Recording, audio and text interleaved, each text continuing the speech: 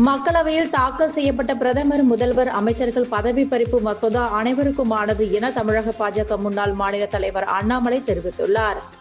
மறைந்த ஈலா கணேசன் குடும்பத்தினருக்கு ஆறுதல் தெரிவித்த பின் செய்தியாளர்களிடம் பேசிய அவர், மகாராஷ்டிரா கவர்னர் சி.பி. ராதாகிருஷ்ணன் உறுதியாக வெற்றி பெற்று அந்த இருக்கைக்கு பெருமை சேர்ப்பார். தமிழகத்தில் உள்ள அரசியல் கட்சிகள் ஒன்றாக இருந்து அவரை வெற்றி பெற செய்து அந்த இருக்கைக்கு அனுப்ப வேண்டும் என்றார்.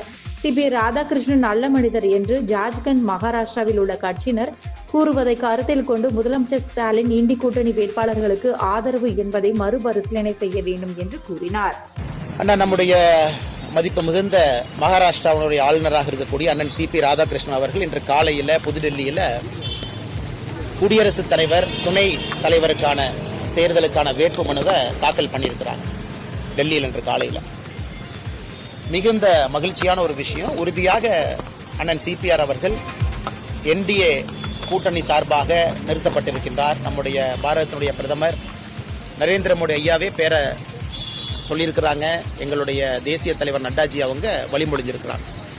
அதனால் நிச்சயமாக உறுதியாக வெற்றி பெற்று அந்த இருக்கைக்கு பெருமை சேர்ப்பார். அதில் எந்த மாற்று கருத்தும் இல்லை. அதே நேரத்தில் தமிழகத்தில் நாம் எல்லோரும் ஒரே நேரத்தில் ஒன்றாக இருந்து, எல்லா அரசியல் கட்சி தலைவர்களும் ஒன்றாக இருந்து அண்ணன் சி.பி. ராதாகிருஷ்ணன் அவர்களை வெற்றி பெற செய்து அந்த இருக்கைக்கு அனுப்ப வேண்டும் என்பது எங்கள் கட்சியின் வேண்டுகோள்.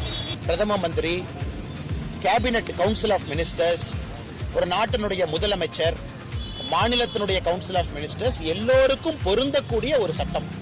இது யாரோ தனிப்பட்ட முறையில் அமைச்சருக்கு மட்டுமில்லை. அதாவது யாரெல்லாம் சத்திய பிரமாணம் எடுத்து அமைச்சராக பதவியேற்றிருக்கின்றார்களோ, பிரதமராக, மாநிலத்தினுடைய முதலமைச்சராக எல்லோருக்கும் பொருந்தக்கூடியது. இதற்கு முன்பு பல விஷயத்தை பார்த்தோம். டெல்லியில் ஒரு அமைச்சர் பழங்காலமாக ஜெயிலில் இருக்கிறாரு, ஆனால் அமைச்சராக கன்டினியூ பண்ணார். தமிழகத்தில் பார்த்தோம், திராவிட முன்னேற்ற கழக ஆட்சியில் ஒரு அமைச்சர் ஜெயிலில் பலகாலமாக இருந்தார், கடைசியில் தான் நீக்கினார். ஜார்க்கண்டில் ஒரு மாநிலத்தினுடைய முதலமைச்சர் அவரும் கைது செய்யப்படும் பொழுது பிரச்சனை ஆச்சு. அதனால் நிச்சயமாக இந்த சட்டம் என்பது வரவேற்க வேண்டிய சட்டம்.